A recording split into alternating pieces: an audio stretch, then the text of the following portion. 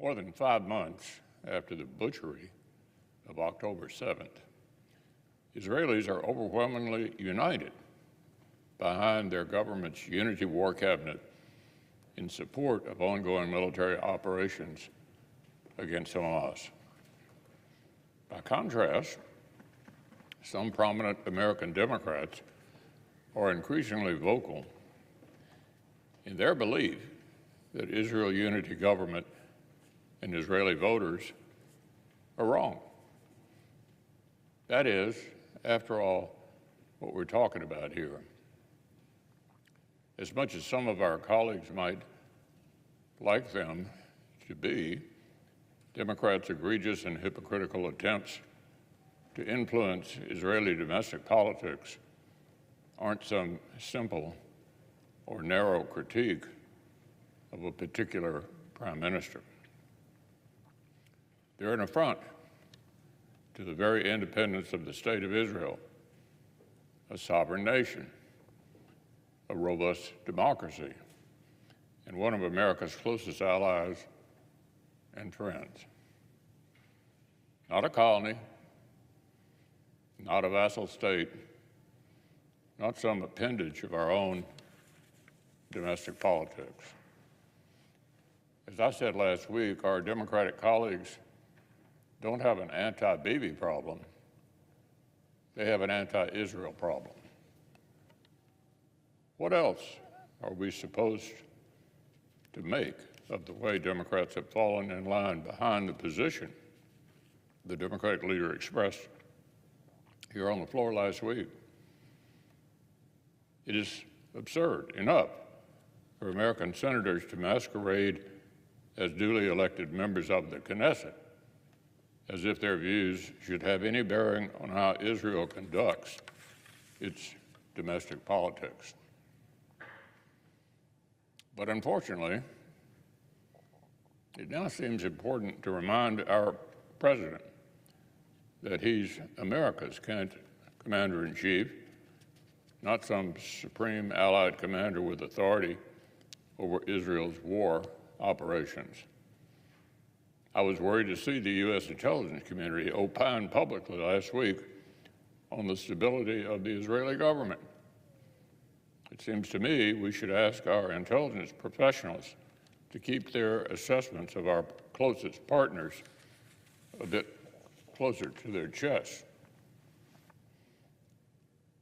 Think about just how embarrassing our colleagues would find this behavior if it was directed toward any other Democratic U.S. ally. Think about how we might be received if the DNI or the CIA director publicly commented on political tensions within Germany's coalition government, or on the decision-making processes of President Macron,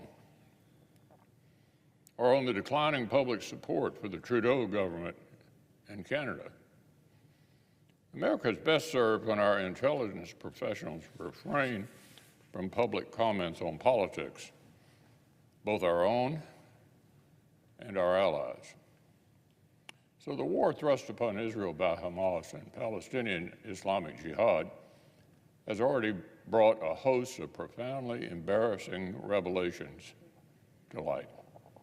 It's exposed the United Nations Relief and Works Agency as irredeemably corrupt and appallingly complicit in both the violent kidnapping of Israelis and the indoctrination of Palestinians in a culture of hate, violence, and terror. It's exposed the rank anti-Semitism that America's most elite universities have allowed to fester on their campuses, and some of these institutions' weakening grasp on moral resolve. And now it's exposing Democrats as unwilling or incapable of resisting the political pressures of their radical base. Just look how our colleagues have staked out bizarrely vocal support for policies for which even the Israeli left has said it has no time. So membership in the U.S. Senate does not come with voting rights in the Knesset or the Bundestag. And it certainly doesn't entitle colleagues who spent years decrying foreign interference in American politics to decide one day to flip the script on our allies. Let's get one thing straight. The violence and this humanitarian crisis rest entirely on the shoulders of Hamas. This entire conflict would end if the cowardly terrorists who rule Gaza from beneath schools and hospitals released their innocent hostages. And the people they oppress every day, the people of Gaza, have a say in the matter. They can turn on Hamas, turn in terrorist leaders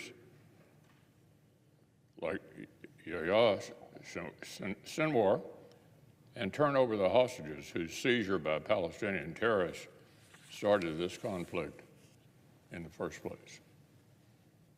Until then, Mr. President, Israel's unity government ought to continue to do what the overwhelming majority of Israelis expect of it. Bring the innocents home, bring the terrorists to justice, and bring peace and security to its citizens.